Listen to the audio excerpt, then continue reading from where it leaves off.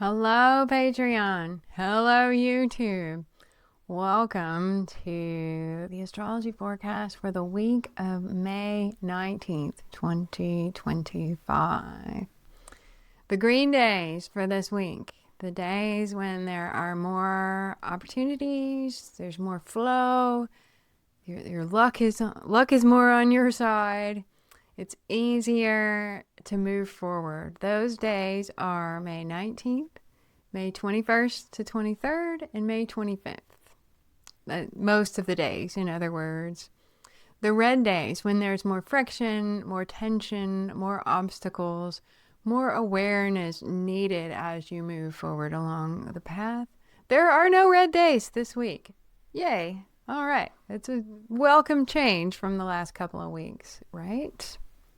The big news for this week, the week of May 19th, is that Saturn is going to move over the threshold from Pisces to Aries on May 24th. This is a big moment, huge moment, marking a major shift in focus. Emotional work and the lessons of Saturn in Pisces, the emotional lessons of Saturn in Pisces are nearly complete. And Saturn's focus now turns to the realm of Aries, representing your individual identity, your sense of self, your activities, your will, your choices, and accountability for your actions. In the years to come, Saturn in Aries will ask you to step forward and claim your fire, establish your identity, and take initiative toward the things that you want and desire.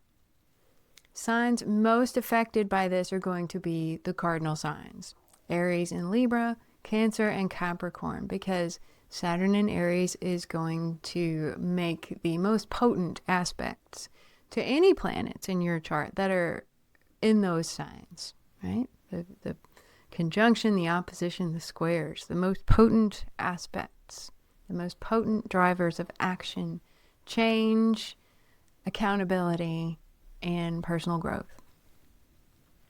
Now, there's a few things I want to say that aren't really in the notes because they're running through my mind right now. Saturn is the taskmaster of the astrological planets. Saturn is known as the Lord of Karma. Saturn governs reward and consequence. So you do the thing, and then down the road, at some point, sometimes it's instant, but sometimes it takes some time. Down the road, you receive the result, be that a reward or a consequence for whatever decision that you made. Now, Saturn in Aries is not all that comfortable because Aries is very impulsive, and Saturn comes into Aries and demands that your Aryan side, whatever that is, kind of reins in the impulsiveness and thinks about the consequences and thinks about accountability and responsibility and those Saturnian things. Thinks about the long-term knock-on effects. Saturn is a long-term planet. And Saturn is much more comfortable in Libra, the sign of relationships, where Saturn is exalted, or in Capricorn or Aquarius, where Saturn is the ruler of those signs. Okay, those are the comfortable signs. And Aries is opposite, the sign of exaltation, which makes it the sign of fall, which is considered a weak sign for Saturn to be in. Weakness. Saturn is weak there, and it's because the terrain is so unfamiliar. Okay, Saturn is now in Mars's house, Aries. So Saturn, in a way, has to play by Mars's rules, but Mars also has to accommodate the demands of Saturn, which is being responsible, thinking long term, incorporating some of these lessons into one's being. So this is big stuff, you guys, and I'm sure that you other astrologers have told you all about what that means and how it might play out for you. So I'm going to shift focus back to just this week. Saturn will stay in Aries for 2 to 3 years, so this is a long-term shift. But before in the meantime, Saturn will move back into Pisces for a little while to kind of clean up in the emotional realm of Pisces before heading back into Aries for the duration of the rest of its journey through Aries. Anyway, but for now, Saturn is moving into Aries May 24th. We'll all be feeling the shift, I think. Especially if you have Aries planets, like myself, with my Aries sun. I would definitely expect to be feeling the maturing energy of Saturn in Aries.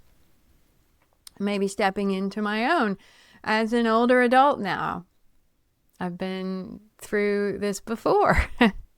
I remember Saturn moving into Aries 29 years ago, and that is when I first got into astrology in 1996. Amazing how time flies, isn't it? Anyway, let's talk about work and ambition this week.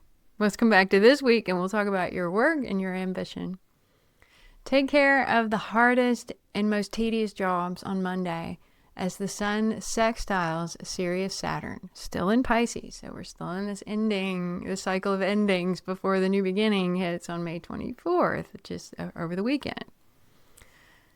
You can make major moves towards closing out old cycles this week as Saturn moves through the very end of Pisces, digging deep and dredging up the oldest and most persistent fears, fantasies, and illusions. Saturn makes you really deal with the energy of whatever sign it is, and that's what Pisces brings up. But you can use this to make space for new growth. Get ready to turn over a new leaf next week as Saturn moves into Aries on Saturday and begins to set a tone for the next 2 to 3 years. The faster moving sun, representing the overall vibe, the character of the time, the season of the year that we're in, completes the journey through Taurus and moves into Gemini late in the week. With Mercury representing communication, following the same path next week, gaining speed and clarity in the process. So we are moving from Taurus season into Gemini season, and the changeover begins to happen this weekend. So let's talk about love and connection and relationships. This week, Venus, the planet of love, will trine romantic Mars in Leo, showing opportunities for fun and heightened physical connection. The energy is strongest Tuesday and Wednesday, May 21st to 22nd. So this is a great time for activities, especially if they involve getting outside, moving around, and some sort of doing. Not just being, not just talking, but doing something together. Can be a real bonding experience this week as Venus trines Mars, especially Tuesday and Wednesday, May 21st to 22nd. So let's talk about health and energy. The Taurus sun supports good health and vitality all week until it switches signs in the weekend, making harmonious connections with stabilizing Saturn on Monday, sensitive Neptune on Tuesday and Wednesday, and healing transformative Pluto on Thursday and Friday. So the sun, the marker of the seasons, the harbinger of vitality, is going to channel a few different planets this week, all in harmonious ways. So there's a lot of opportunities to be at your best in whatever way, to manifest that light inside of you, to let your heart shine forth with the light of the sun. Excellent. The stellar lineup makes the week great for activities and healing-related appointments and endeavors. Awesome. Let's talk about what the moon is doing this week. The moon is in the 4th quarter. This means we are winding down this lunar cycle. It's a time of tying up loose ends. You might catch up on your filing and organizing, put things away, reset the office, let go of unnecessary worries and limiting beliefs. You can clean, you can cleanse, you can tidy up more easily while the moon is in that 4th quarter. And a good mindset to keep during the 4th quarter moon is that you are clearing, you are making space for new energies to come in with a new lunar cycle that begins with the upcoming new moon, which I believe is May 26th. When Monday arrives, May 19th, the moon will be in Aquarius. The Aquarius moon supports logical pursuits, okay, paperwork, and together with the Sun-Saturn sextile that happens on Monday, this is an ideal environment for checking tedious tasks off of your to-do list. This is time to just tackle the hard jobs, get them done, because it's easier now. It's easier to get help for the things that you want to do.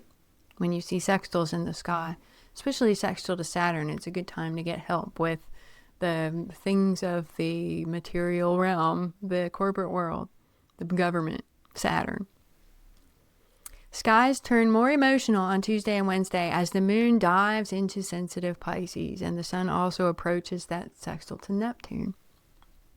Open your intuitive ears and tune into the emotional currents. Your empathy will serve you better than your logic on Tuesday and Wednesday. The moon moves into Aries on Thursday, waking us all back up, bringing us back into our bodies and inspiring us to action. You might wake up with new insight, new inspiration, or a new sense of the way forward on Friday or Saturday.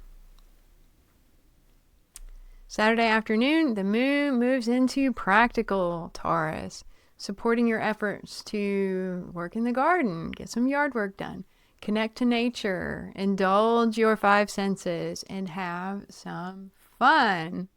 Taurus is a Venus-ruled sign, so this is about appreciating what you have, appreciating the people around you and the resources that you command. That's it for me this week, folks. Thank you very much for tuning in, and I'll see you again next week.